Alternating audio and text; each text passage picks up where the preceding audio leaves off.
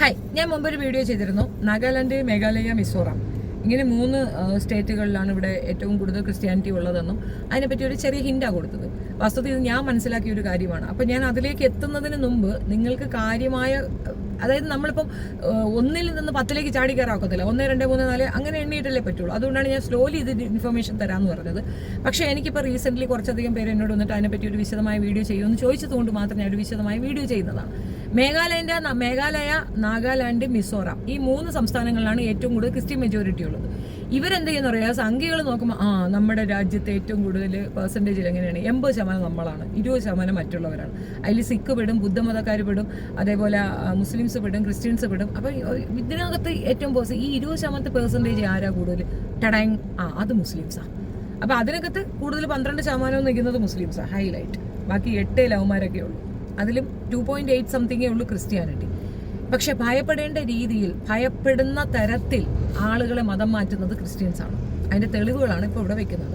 അത് മനസ്സിലാക്കാതെ സംഘികൾ നമ്മളെ തലയിൽ കയറും. ഇനി സംഘികൾക്ക് ഈ പേടി കൊണ്ടാണ് 12% ഇവരല്ലേ, ഇവർ കുഴപ്പമല്ലേ എന്നാ പറയുന്നത്. ഇനിയിപ്പോൾ ഈ മുസ്ലിംസിൽ, അതായത് കേരളത്തിലും ഉത്തർപ്രദേശിലും വെസ്റ്റ് ബംഗാളിലുമാണ് ഏറ്റവും കൂടുതൽ മുസ്ലിംസ് ഉള്ളത്. വെസ്റ്റ് ബംഗാളിൽ 27% ഏറ്റവും കൂടുതലുള്ളത് വെസ്റ്റ് ബംഗാളിലാണ് മുസ്ലിം പോപ്പുലേഷൻ. അതേപോലെ കേരളത്തിൽ 26%. ഉത്തർപ്രദേശിൽ ഐ തിങ്ക് 17 കണ്ടുള്ളൂ, 19 ഒരു അടുത്ത് വരുന്നുണ്ട് 19. ഇതാണ് ആകെ മുസ്ലിം മെജോറിറ്റി പോപ്പുലേഷൻ ഉള്ള സംസ്ഥാനങ്ങൾ. അവിടുത്തെ ശതമാനമാണ് ഞാൻ നിങ്ങളടുത്ത് അത് നിങ്ങൾ കൃത്യമായി മനസ്സിലാക്കണം. എന്നാൽ മാത്രമേ ഞാൻ പറയുന്നതിന്റെ സീരിയസ്നെസ് പിടികിട്ടുള്ളൂ. 27, 26, 19 മുസ്ലിം മെജോറിറ്റി ഉള്ള സംസ്ഥാനങ്ങളിലെ പെർസെൻറ്റേജ് ആണ്. 27, 26, 19 ഉത്തർപ്രദേശ്.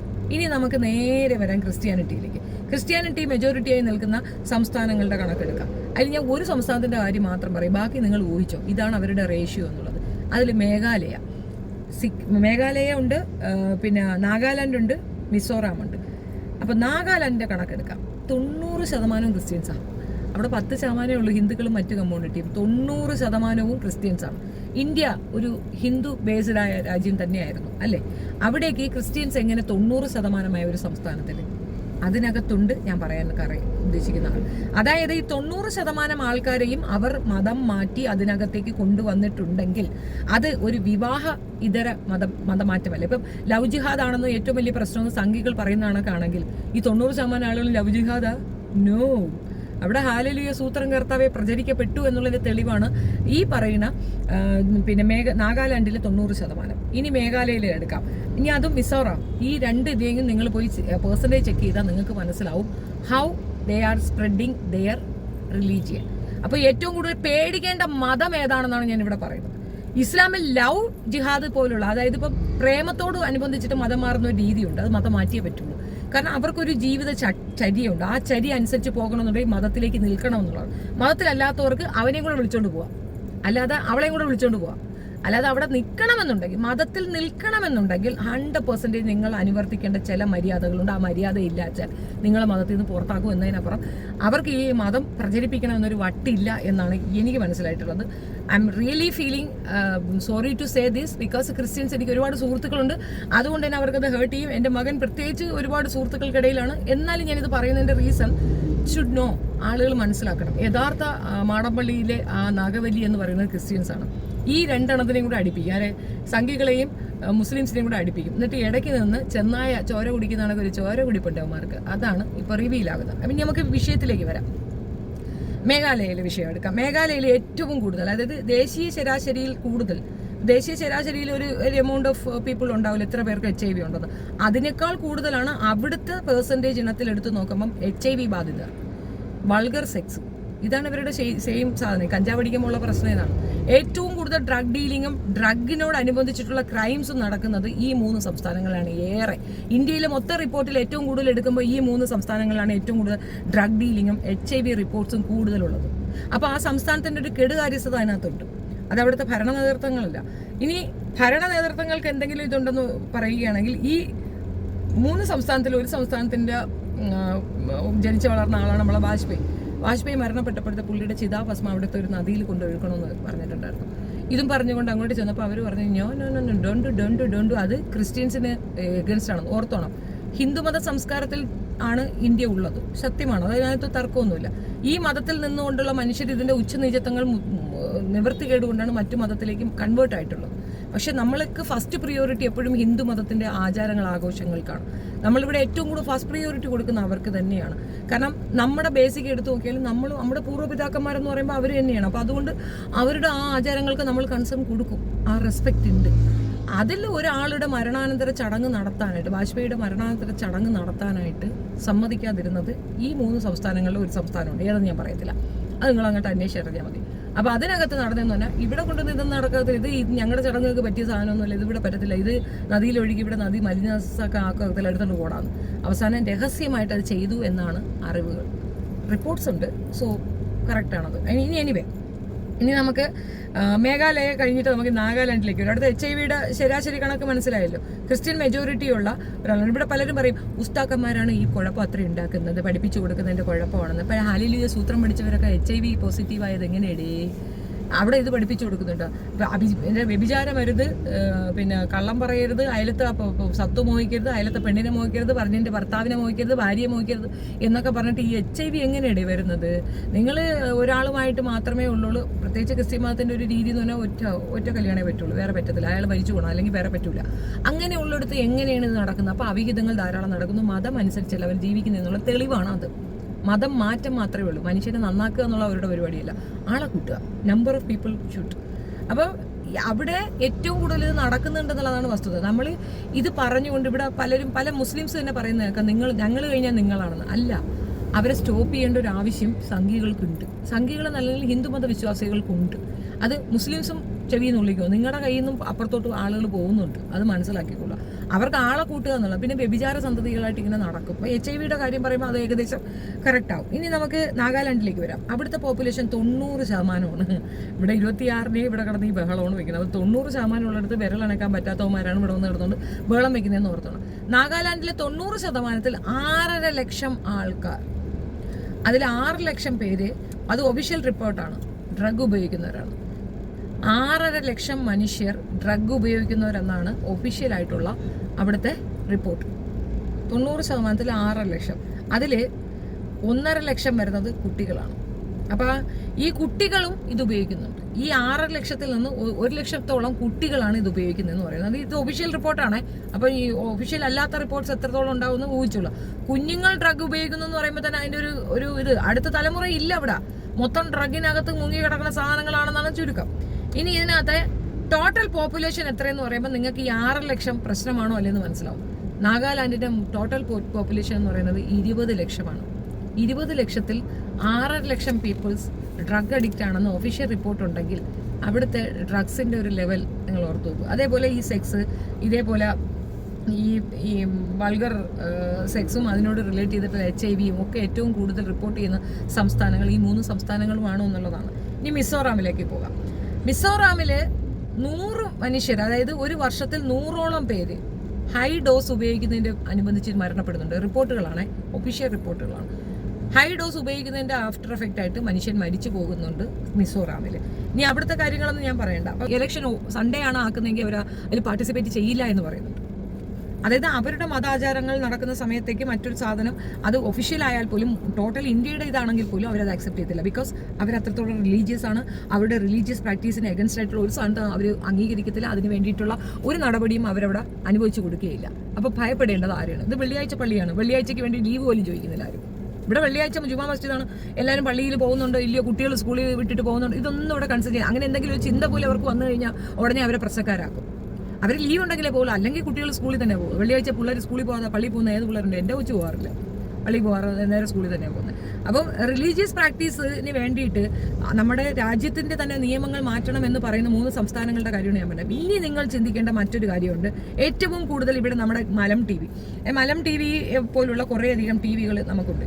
അപ്പോൾ ഇതിനകത്ത് ഏറ്റവും കൂടുതൽ വർഗീയ വിദ്വേഷം പ്രചരിപ്പിക്കുന്ന മണം TV-യെ പോലുള്ള അവരുടെയൊക്കെ ഡയറക്ടേഴ്സിന്റെ ഒരു പേപ്പർ ഞാൻ പറയാം. കേരളത്തിൽ മുസ്ലിങ്ങൾക്കെതിരെ, ക്രിസ്ത്യൻസിനെതിരെയല്ല, മുസ്ലിങ്ങൾക്കെതിരെ ഏറ്റവും കൂടുതൽ വർഗീയത പ്രചരിപ്പിക്കുന്ന ചാനലുകളുടെ പേരുകളാണ് പറയുന്നത്. ചാനലുകളുടെ പേരുകളുടെ ഓണേഴ്സിന്റെ പേരാണ്. നമ്മൾ ഏറ്റവും കൂടുതൽ സംഘികൾ എവിടെ? സംഘി ചാനലാണ്. സംഘി ചാനലല്ല, ക്രിസംഗി ചാനൽ എന്ന് പറയണം. മറുനാടൻ ആരാണ് ഓണർ? ഷാജൻസ് കറിയ. ആരാണ് അയാൾ? ക്രിസ്ത്യനാണ്. കർമ്മ ന്യൂസ് മിൻസ് മാത്യു. ആരാണ് അയാൾ? ക്രിസ്ത്യനാണ്. കർമ്മ ന്യൂസ് എന്താ പറയുന്നത്? ഏറ്റവും കൂടുതൽ ഇസ്ലാമിക വിരുദ്ധത എന്ന് പറയുന്നത്. നമോ TV ആരാണ്? രഞ്ജിത്ത് എബ്രഹാം. ആരാണ് അയാൾ? ക്രിസ്ത്യനാണ്. ഇനി 4ാമത് നാരദ ന്യൂസ് ഏറ്റവും കൂടുതൽ ഈ മുസ്ലിങ്ങൾ അടിക്കാനുള്ള ആളുകളാണ്. ആരാണ്? മാത്യു സാമുവൽ. ഓൻ്റെ ചാമല് പൂട്ടിപ്പോയെന്നുള്ളതാണ് എനിക്ക് മനസ്സിലായിട്ടുള്ളത്. പോട്ട്. ഇനി 5ാമതൊരെണ്ണം നവകേരളതാണ് രാജൻ ജോസഫ്. ആരാപ്പ? രാജൻ ജോസഫ്. ഇപ്പൊ ഈ പറയുന്ന ഇത്രയധികം, ഞാൻ 5 പേരുടെ ലിസ്റ്റ് എടുത്തിട്ടുള്ളൂ. എന്റെ അറിവിൽ ഇപ്പൊ 5 പേരാണ്. ഇനി വേറൊരാളുടെ കൂടെ എടുക്കാണ്ട്, തത്മയ്യ അവന്റെ കൂടെ എടുക്കുമ്പോൾ ഏകദേശം പൂർണ്ണമാവും. അപ്പൊ ഇതിന്റെയൊക്കെ ഓണേഴ്സ് ആരാണ്? ഫണ്ട് ആരാണ് കൊടുക്കുന്നത്? ഒരു ചാനൽ നടത്തിക്കൊണ്ട് പോകാൻ ബേസിക്കലി വേണ്ട എമൗണ്ട് ആര് കൊടുക്കുന്നു? സംഘികൾക്ക് ആര് സംരക്ഷണം കൊടുക്കുന്നു? സംഘികളെ ആര് ബൂസ്റ്റപ്പ് ചെയ്ത് വിടുന്നു? സംഘികൾ അറിയാതെ, മുസ്ലിംസ് അറിയാതെ ഈ 2 വിഭാഗങ്ങളെ തമ്മിൽ തല്ലിക്കൊണ്ട് ഗെയിൻ എടുക്കുന്നത് ആരാണ് എന്നാണ് എൻ്റെ ചോദ്യം. ഈ ചോദ്യം ഞാൻ പൊതുസമൂഹത്തിന് വിടുന്നു. You can discuss and you can answer. നിങ്ങൾക്ക് ഇതിൽ നിന്ന് മനസ്സിലാവും ഇവിടെ നടക്കുന്നത് എന്താണെന്ന്. ജാമിദയും അതേപോലെ റിലേറ്റഡ് ആയിട്ടുള്ള ഇസ്ലാമിക വിരുദ്ധ പ്രവർത്തനങ്ങൾ നടത്തുകയും പറയുകയും ചെയ്യുന്നവർക്കുള്ള ഫണ്ടിങ് ആരാണ് കൊടുക്കുന്നത്? ക്രിസംഗികൾ, കാസക്കാരാണ് കൊടുക്കുന്നത്. കാസയാണ് ഇവിടെ ഏറ്റവും കൂടുതൽ ഫണ്ട് കൊടുക്കുന്നതും ഈ മുസ്ലിങ്ങൾക്കെതിരെ ആളെ തിരിച്ചുവിടുന്നതും. ഫലത്തിൽ മുസ്ലിങ്ങൾ ഇത് മൗനമായി സഹിച്ചു, പേടിച്ചു, ഭയന്നു, മാറി നിന്നു. ഷെഫീന ആ മുസ്ലിം ഇപ്പോഴില്ല. ഷെഫീന തിരിച്ചു സംസാരിക്കും. എനിക്ക് മറുപടിയുണ്ട്. എൻ്റെ മതക്കാരോ എൻ്റെ സമുദായക്കാരോ ഇത്തരത്തിൽ യാതൊരു തീവ്രവാദ പ്രവർത്തനങ്ങളും ഇല്ല എന്ന് അടിച്ചു പറയാൻ തക്കവണ്ണമുള്ള ഡാറ്റ ഞാൻ കളക്ട് ചെയ്ത് വെച്ചിട്ടുണ്ട്. And I will speak. ഞാൻ അവർക്ക് വേണ്ടി സംസാരിക്കുക തന്നെ ചെയ്യും. അതിനുവേണ്ടി എന്റെ വായടപ്പിക്കാനോ എന്നെ കൊല്ലാനോ ഒതുക്കാനോ ശ്രമിച്ചാൽ എന്നെ പോലെ 10 പേരെ ഞാൻ പ്രിപ്പയർ ആക്കി വെച്ചിട്ടുണ്ട്. 10 മതിയടോ. എനിക്കത് നമ്പർ വളരെ വലുതാണ്. 10 കോടിക്ക് സമമാണെന്നുള്ളതാണ് ചുരുക്കം. ഇന്ത്യയിൽ നടക്കുന്ന രാഷ്ട്രീയം, അതായത് ആ പൊളിറ്റിക്സിലേക്ക് മതത്തിനെ കൊണ്ടുവരികയാണെങ്കിൽ തിരിച്ച് അതേ നാണയത്തിൽ അടിക്കും എന്ന് മാത്രമേ ഞാൻ പറയുന്നത്. It's A warning only. നിങ്ങളുടെ ഓരോരുത്തരുടെയും ഡീറ്റെയിൽഡ് വേർഷനും അതിന്റെ കൃത്യമായ ഡാറ്റയും കളക്ട് ചെയ്ത് വെച്ചിട്ട് തന്നെയാണ് ഈ പോരിന് ഞാൻ ഇറങ്ങിയിട്ടുള്ളത്. അതായത് പെട്ടെന്നൊരു ദിവസം ബോധോദയം ഉണ്ടായി ഫണ്ടിന് വേണ്ടി ഇറങ്ങി എന്നുള്ള ഈ ഒരു പ്രചരണം കൊണ്ടാണ് എനിക്കിത് കൃത്യമായി നിങ്ങളിലേക്ക് പറയണം തോന്നിയത്. ഇത് ഞാൻ ലേറ്റായിട്ട് ഇൻട്രൊഡ്യൂസ് ചെയ്യാൻ വെച്ചിരുന്ന ഒരു സാധനമാണ്. But it's so unfortunate. ഞാൻ ഇത് ഇപ്പോഴും തന്നെ പറയുന്നു. അപ്പോൾ ഏകദേശം എനിക്ക് എൻ്റെ ഓപ്പോസിറ്റ് നിൽക്കുന്നവർക്ക് അവരെയാണ് ഞാൻ ടാർഗറ്റ് ചെയ്യുന്നത്, അവരെ അറിയരുതെന്നുണ്ടായിരുന്നു. ബട്ട് അത് പറയാതിരുന്നു കഴിഞ്ഞാൽ മേ ബി ഞാൻ മിസ്റ്റേക്കണായിട്ട് ചിന്തിക്കപ്പെടും. ബോട്ടമായി എന്ന് പറയുന്ന ഫിജോ ജോസഫ് ഏറ്റവും കൂടുതൽ പറയുന്ന ഒരു സംഗതിയുണ്ട്. ഷെഫീന എന്തോ ഭയങ്കര പ്രോബ്ലമാണ്, ഷെഫീന മതക്കാരെയൊക്കെ പറ്റിക്കുന്നു.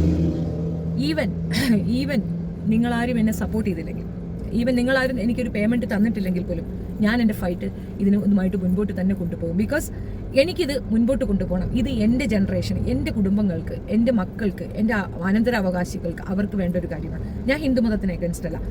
ഇൻഫാക്ട് ഞാൻ അവരെ ഏറ്റവും കൂടുതൽ റെസ്പെക്ട് ചെയ്യുന്നതാണ്. സത്യമായിട്ടും ഉള്ള കാര്യമാണ് ഞാൻ നിങ്ങളോട് തുറന്നു പറയുന്നത്. I M respecting dum very much. അത്രത്തോളം വിശ്വാസവും അവരുടെ എല്ലാ വിശ്വാസങ്ങളെയും അനുകൂലിക്കുകയും കൂടെ നിൽക്കുകയും ചെയ്യുന്ന അന്ധവിശ്വാസങ്ങൾ ഒഴിച്ചിട്ട് എനിക്ക് അവർ ശത്രുക്കളല്ല. പക്ഷേ അവർക്ക് തിരിച്ചറിവുണ്ടാക്കി കൊടുക്കണം. We are not your enemies. ഞങ്ങൾ നിങ്ങളുടെ ശത്രുക്കളല്ല, ഞങ്ങൾ നിങ്ങൾക്കൊപ്പം നിൽക്കുന്നതാണ്. അതിൻ്റെ ലെവലാണ് നിങ്ങൾ പറയുന്നത്. ഈ താഴിക കൂടം, ആനയെ എഴുന്നള്ളിപ്പ്, ഇതൊക്കെ ഫോളോ അപ്പ് ചെയ്യാൻ കോപ്പി ചെയ്യുന്ന ഇസ്ലാം കമ്മ്യൂണിറ്റിയിലുള്ളവരാണ്. അവർ വളരെ മതസൗഹാർദ്ദത്തോടു കൂടി നിങ്ങൾക്കൊപ്പം ജീവിച്ചു പോകാൻ ആഗ്രഹിക്കുന്നവരാണ്. ഞങ്ങൾ നിങ്ങളുടെ ശത്രുക്കളല്ല. നിങ്ങളുടെ പക്ഷത്തു നിന്ന് ആരെങ്കിലും വന്നിട്ടുണ്ട്, നിങ്ങൾക്ക് അവരെ തിരിച്ചു വേണമെങ്കിൽ ഡിമാൻഡ്, ഞങ്ങൾ അവരെ സെറ്റ് ചെയ്യും, കൊണ്ടുപോയിക്കോളൂ, ഒരു കുഴപ്പമില്ല. പക്ഷേ ഇസ്ലാമിലേക്ക് ചേർന്ന ഒരാളും ഇസ്ലാം വിട്ടു പോകില്ല, പറ്റില്ല. എത്ര യുക്തിവാദം തലയിൽ കയറിയാലും അവർക്ക് ആ പേര് പോലും കളയാൻ പറ്റാത്തത് ഇസ്ലാമിന്റെ പ്രത്യേകതയാണ്, അതിന്റെ പ്രിവിലേജാണ്. അതിനെ അഴുക്കാക്കാനും ചീത്ത പറയാനും ഒക്കെ ഉത്സാഹിച്ച് നിൽക്കുന്നവർക്ക് ഒരു മോട്ടോ ഉണ്ട്. അതിന്റെ മോട്ടീവാണ് ഞാൻ നിങ്ങളുടെ അടുത്ത് പറഞ്ഞത്. അവർ ഏത് രീതിയിലാണ് നിങ്ങളുടെ ഭാഗത്തേക്ക് വരുന്നതെന്നുള്ള തെളിവാണ് മിസോറാം, നാഗാലയ, ഈ പറയുന്ന സംസ്ഥാനങ്ങൾ. നിങ്ങൾ അവിടെ പോയി നോക്കൂ. മേഘാലയയും നാഗാലാൻഡും മിസോറാം, 3 സംസ്ഥാനങ്ങളുടെ പേര് വായിക്കെട്ടുകൊണ്ടോ വരുന്നതാണ്. ഈ 3 സംസ്ഥാനങ്ങളിൽ 90% വന്നിരിക്കുന്നത് എവിടെയാണ്? 90% ഒരു സംസ്ഥാനത്തെ ജനങ്ങളെ മുഴുക്ക മതം മാറ്റിയിട്ടുണ്ടെങ്കിൽ you should concentrate with them only. നിങ്ങളുടെ ചാനൽ എന്ന് പേര് കേട്ടുകൊണ്ട് അതിന്റെ അധിപനായിരിക്കുന്നവർ പോലും അവരാണ്. അപ്പോൾ ആരാണ് അതിന്റെ പിന്നിൽ ആരാണ് എന്നുള്ളത് നിങ്ങൾക്ക് ചിന്തിക്കാനുള്ളത് വിടുന്നു. വേണമെങ്കിൽ ചിന്തിച്ചാൽ മതി. പണ്ട് എനിക്കൊരു പ്രശ്നം ഉണ്ടായിരുന്നു. ഞാൻ മുസ്ലിംസിന് വേണ്ടിയിട്ട് സംസാരിച്ചിരുന്ന സമയത്ത് അവരെൻ്റെ ചാനൽ വാച്ച് ചെയ്തില്ല. ഐ നോ ദാറ്റ് ഈ സംഘികൾ എൻ്റെ ചാനൽ ഇപ്പോൾ വാച്ച് ചെയ്യുന്നുണ്ടോ എന്ന് എനിക്കറിയത്തില്ല. But seriously it's for you guys. നമ്മളല്ല നിങ്ങളുടെ ശത്രുക്കൾ. ഞങ്ങൾക്ക് താല്പര്യമില്ല. ഞങ്ങളുടെ അസ്തിത്വം ചോദ്യം ചെയ്യപ്പെടുന്നതിലുള്ള ഒരു പ്രതികരണമാണ് നടത്തുന്നത്. ഞങ്ങൾ ഈ നാട്ടിലുള്ളവരാണ്. ഞങ്ങൾ നിങ്ങളുടെ സഹോദരങ്ങളാണ്. ഞങ്ങൾക്ക് ആരെയും മതം മാറ്റി ചേർത്ത് നിർത്തണ്ട. പക്ഷെ ഞങ്ങൾക്കൊരു ചര്യയും രീതികളുമുണ്ട്. ഈ രീതിക്കനുസരിച്ച് ജീവിക്കാൻ കഴിയുന്നവർക്ക് മാത്രമേ ഞങ്ങൾക്കൊപ്പം നിൽക്കാൻ പറ്റുള്ളൂ. നിർബന്ധമായും ആ ചര്യക്കനുസരിച്ച് ജീവിക്കാത്തവരെ ഞങ്ങൾ നീക്കി നിർത്തുകയാണ് ചെയ്യുന്നത്. അതിൽ നിന്ന് നിങ്ങൾക്ക് എന്ത് മനസ്സിലാവുന്നു? മതത്തിൽ നിന്ന് പുറന്തള്ളുകയാണ് ചെയ്യുന്നത്, മതത്തിലേക്ക് ചേർക്കുകയല്ല ചെയ്യുന്നത്. മതത്തിലേക്ക് ചേർക്കുന്ന വിഭാഗം നിങ്ങളുടേതാണ്. ഇനിയുമുണ്ട് ഇതുപോലത്തെ ഡാറ്റ വേറെ എണ്ണം. അതിന്റെ ഡീറ്റെയിൽ റിപ്പോർട്ട് ഞാൻ പിന്നെ കൊണ്ടുവരാം.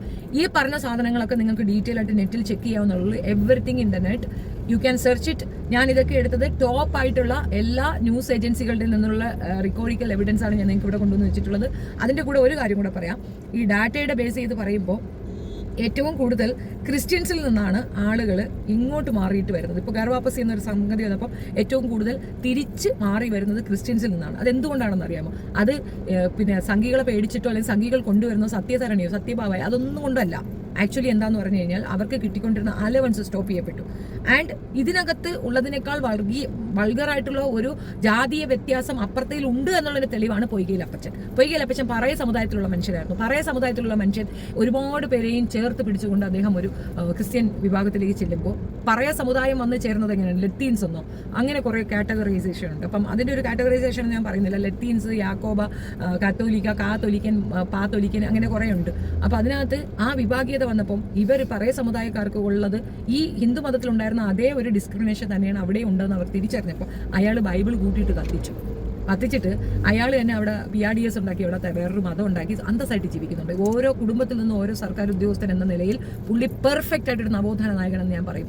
നിങ്ങൾ ഇസ്ലാമിയരോട് എനിക്ക് പറയാനുള്ളത്, നിങ്ങളുടെ ഓരോ കുടുംബത്തിൽ നിന്നും ഒരു സർക്കാർ ഉദ്യോഗസ്ഥൻ 100% ഉണ്ടാവുക. നമ്മൾ ഭരണ നേതൃത്വങ്ങളിൽ പങ്കാളിത്തം കൈയാളാത്തിടത്തോളം നമ്മളിത് അനുഭവിച്ചുകൊണ്ടിരിക്കും. Prevention is better than cure എന്ന് പറയും. മരുന്ന് ആദ്യമേ ചെയ്യുക, നമ്മൾ പ്രിവെൻറ്റ് ചെയ്ത് വെക്കുക. അല്ലാതെ ഒരു അസുഖം വന്നിട്ട് പിന്നെ പോയി അത് രോഗശാന്തി നേടുന്നതിനേക്കാൾ രോഗം വരാതിരിക്കാനുള്ളത് നോക്കുക എന്നുള്ളതാണ്. സോ നമ്മളെ പ്രൊട്ടക്ഷൻ ചെയ്യേണ്ട അത്യാവശ്യകത നമുക്കുണ്ട്. 26% എന്നുള്ളത് ഇപ്പോൾ 32 എന്നൊക്കെ പറയുന്നുണ്ട്. I don't know. ബട്ട് 2024 വരെയുള്ള സെൻസസ് കണക്കെടുപ്പിൽ 26% തന്നെയാണ് നിലനിൽക്കുന്നത്. 26% നിൽക്കുന്ന നമ്മൾ 15 മന്ത്രിമാരിൽ ആകെ 2 മന്ത്രിമാരാണ് നമുക്കുള്ളത്. നോ, അത് പറ്റത്തില്ല. നമുക്ക് മിനിമം 5 പേഴ്സൺസ് മതി. And it should be educated fellows തന്നെ അവിടെ ഇരിക്കണം. നമ്മുടെ കുട്ടികൾ ഇരിക്കട്ടെ. അറ്റ്ലീസ്റ്റ് ഈ മറ്റേ ജോബുകളുണ്ടല്ലോ നമ്മുടെ IAS തലങ്ങളിൽ കൂടുതൽ കുട്ടികൾ. ഞാൻ ഇപ്പോഴും പറയും, നിങ്ങൾ കല്യാണം കഴിപ്പിക്കാനും വീട് വയ്ക്കാനും പൈസ ചിലവാക്കാതെ പ്ലീസ് നിങ്ങൾ പൈസ ചിലവാക്കേണ്ട കുട്ടികളുടെ എഡ്യൂക്കേഷനാണ്. കുട്ടികളുടെ ഫീസ് അടയ്ക്കാൻ കാശ് കൊടുക്കും. കൂടുതൽ നല്ല കോഴ്സുകൾ ഓഫർ ചെയ്യൂ. അതിനകത്ത് മതം കലർത്താതെ. നിങ്ങൾ മനസ്സിലാക്കേണ്ട ഒരു കാര്യം, മതത്തിനേക്കാൾ വാല്യൂ നമ്മളിവിടെ ജീവിച്ചിരിക്കുക എന്നുള്ളതാണ്. അപ്പോൾ ആ ഒരു സംഗതിക്ക് കുട്ടികളെ എഡ്യൂക്കേറ്റ് ചെയ്യുക എന്നുള്ള മത എഡ്യൂക്കേഷൻ ഓൾറെഡി നമുക്ക് ജനിക്കുമ്പോൾ തൊട്ട് തരുന്നുണ്ട്. ഇസ്ലാം മതം പഠിച്ച ഒരാളും ആ മതം വിട്ട് പോകാൻ നിൽക്കത്തില്ല. ഒരു കൺഫ്യൂഷൻ ഉണ്ടാവും. ദാറ്റ് കൺഫ്യൂഷൻ ക്ലിയർ ചെയ്യാൻ വേണ്ടിയിട്ടാണ് ഏറ്റവും കൂടുതൽ വർഗീയ വിഷം തുപ്പുന്ന ഈ വൃത്തികെട്ട സന്തതികളെ പുറത്തേക്ക് കൊണ്ടുവന്ന് കാണിക്കുന്നത്. ഞാൻ ചോദിക്കട്ടെ, ആരിഫ് കിണ്ണനെ ഏറ്റവും കൂടുതൽ സപ്പോർട്ട് ചെയ്യണ ആരെന്ന് അവൻ ഇസ്രായേലിൽ പോയപ്പോൾ തന്നെ നിങ്ങൾക്ക് പിടികിട്ടിയില്ലേ? ഹിന്ദുക്കൾക്ക് അവിടെ വല്ല ഇതുകൊണ്ടായിട്ടാണോ ഇവ അവിടെ പോയത്? അവിടെ നിന്ന് നിങ്ങൾക്ക് മനസ്സിലായില്ല കാസേനെ സപ്പോർട്ട് ചെയ്യുന്നത്. സെയിം മാനർ സെയിം തിങ് തന്നെയാണ് ജാവേദിക്കും. സംഖ്യകൾ തിരിഞ്ഞു നോക്കില്ല എന്ന് നിങ്ങൾ പറയുമ്പോൾ അത് എനിക്കറിയാം. I know that who is paying Har എന്ന് എനിക്കറിയാം. അതും പ്ലെൻറ്റി മണിയാണ്. നിങ്ങൾ ഇമാജിൻ ചെയ്യുന്ന മണിയൊന്നുമല്ല. ഭയങ്കരമായ മണി ഫ്ലോ ഉണ്ട്. അതിൽ തന്നെയാണ് അവൾ നിൽക്കുന്നത്. ഇതിനകത്ത് കുറച്ച് കാര്യങ്ങൾ ഞാൻ പറയാൻ വിട്ടുപോയ കുറച്ച് കാര്യങ്ങൾ എന്തെന്ന് പറഞ്ഞു കഴിഞ്ഞാൽ, ഈ ഡ്രഗ് വരുന്നതൊക്കെ ഇനിയിപ്പം ഇസ്ലാമിക രാജ്യത്ത് നിന്നാണ്, പാകിസ്ഥാനിൽ നിന്നാണെന്ന് പറഞ്ഞൊരു പുതിയ നരേഷൻ അവർ കൊണ്ടുവരും. ഒരിക്കലുമില്ല. ഏറ്റവും കൂടുതൽ ഡ്രഗ് ഓപ്പിയം എന്ന അതിന്റെ പേരെന്താ, ഓപ്പിയം എന്നോ അങ്ങനെ എന്താ അതിന്റെ പേരെന്നറിയോ? ഓപ്പിയം പോലുള്ള ഡ്രഗ് ഏറ്റവും കൂടുതൽ ഉണ്ടാക്കുന്നത് തായ്ലൻഡ്, മ്യാൻമാർ എന്ന സ്ഥലങ്ങളിൽ നിന്നാണ്. അവിടെ നിന്നാണ് ഏറ്റവും കൂടുതൽ വരുന്നത്. അതും നെറ്റിൽ സെർച്ച് ചെയ്താൽ കിട്ടും. And I'm giving some documents here, നിങ്ങൾക്കത് വാച്ച് ചെയ്യാം. അതിനകത്തുണ്ട് മാൻമാറിലും തായ്ലൻഡിൽ നിന്നാണ് ഏറ്റവും കൂടുതൽ വരുന്നത്. അത് വന്ന് അടിയാൻ സാധ്യതയുള്ള സംസ്ഥാനങ്ങളാണ് അതിൻ്റെ അടുത്തുള്ളത്. അപ്പോൾ നെയ്ബർഹുഡിൽ നിന്ന് ഏറ്റവും കൂടുതൽ വരുന്ന സംഗതികൾ അവർ പിന്നെ ഉപയോഗിക്കുന്നു. അതിൽ ഈ മ്യാൻമാർ എന്ന് പറയുന്നത് ബുദ്ധമത ടീമുകളുള്ളതാണ്. അപ്പോൾ അത് ഓൾമോസ്റ്റ് യുക്തിവാദം എന്നാണ് പറയുന്നത്. I don't know exactly. Anyway, ഞാൻ അതിന് എഗൻസ്റ്റ് ആയിട്ടൊന്നും പറയുന്നില്ല. ബട്ട് സ്റ്റിൽ ഇവിടെ നിന്ന് വരുന്ന ഡ്രഗുകളാണ് ഇവിടെ സ്പ്രെഡ് ചെയ്യുന്നത്. ഇത് അതേപോലെ തന്നെ നമ്മുടെ വിശ്വ ഹിന്ദു പരിഷത്ത് ഒരു സ്റ്റേറ്റ്മെന്റ് നടത്തിയിട്ടുണ്ട്. എക്സാക്ട്ലി കറക്റ്റാണ്. അതുകൊണ്ട് തന്നെയാണ് വിശ്വ ഹിന്ദു പരിഷത്തിനെ ഞാൻ ഈ ഒരു വിഷയത്തിൽ സപ്പോർട്ട് ചെയ്യുന്നത്. അവർ പറഞ്ഞ കാര്യം ഇതാണ്, ഡ്രഗ് കൊടുത്ത് പുതുതലമുറയെ അവർ മതത്തിലേക്ക് ചേർക്കുന്നു. എക്സാക്ട്ലി സെയിം തിങ് തന്നെയാണ് അവിടെ നടക്കുന്നത്. സോ ഈ പറഞ്ഞതെല്ലാം ക്ലിയർ ആയിട്ട് നല്ലപോലെ പഠിച്ച് റെഫർ ചെയ്ത ശേഷമാണ് ഞാൻ പറഞ്ഞിട്ടുള്ളത്. നിങ്ങൾക്ക് സംശയമുണ്ടെങ്കിൽ എൻ്റെ വാട്സപ്പ് ഗ്രൂപ്പിലേക്ക് വരാൻ ചോദിക്കാം. I will give you answer. First comment ഞാൻ എൻ്റെ വാട്സപ്പ് കൂട്ടായ്മ പിൻ ചെയ്ത് വയ്ക്കുന്നതാണ്. And anybody wants to support me, like I will add my Google Pay number in there, or ഞാൻ ഇവിടെ തന്നെ വെക്കാം. പ്ലീസ് സപ്പോർട്ട് മീ ബിക്കോസ് എഫർട്ടായിട്ട് ഒരുപാട് കാര്യങ്ങൾക്ക് ഇറങ്ങി തിരിക്കുന്നുണ്ടെന്ന്. I need fund. സോ നിങ്ങൾക്ക് സപ്പോർട്ട് ചെയ്യാൻ പറ്റുമെങ്കിൽ എന്നെ സപ്പോർട്ട് ചെയ്യുക. Thank you so much. Video ഇഷ്ടപ്പെടുകയാണെങ്കിൽ ലൈക്ക് ചെയ്യുക, ഷെയർ ചെയ്യുക and subscribe my channel. Seriously നിങ്ങളുടെ അഭിപ്രായങ്ങൾ അറിയാൻ എനിക്ക് ഭയങ്കര ആഗ്രഹമുണ്ട്. കമൻറ്റ്സ് ചെയ്ത് തന്നെ സപ്പോർട്ട് ചെയ്യണം. ലൈക്കിനേക്കാൾ ഇമ്പോർട്ടൻറ്റ് കമൻറ്റ്സ് ആണ്. നിങ്ങൾ കമൻറ്റ് ചെയ്താൽ മാത്രമേ എനിക്ക് മനസ്സിലാവുള്ളൂ, യെസ് നിങ്ങൾ എൻജോയ് ചെയ്യുന്നുണ്ട് അല്ലെങ്കിൽ നിങ്ങൾക്കത് മനസ്സിലാകുന്നുണ്ടെന്നുള്ളത് മനസ്സിലാക്കാൻ പറ്റുള്ളൂ. അപ്പോൾ അത് ചെയ്യുക. Thank U.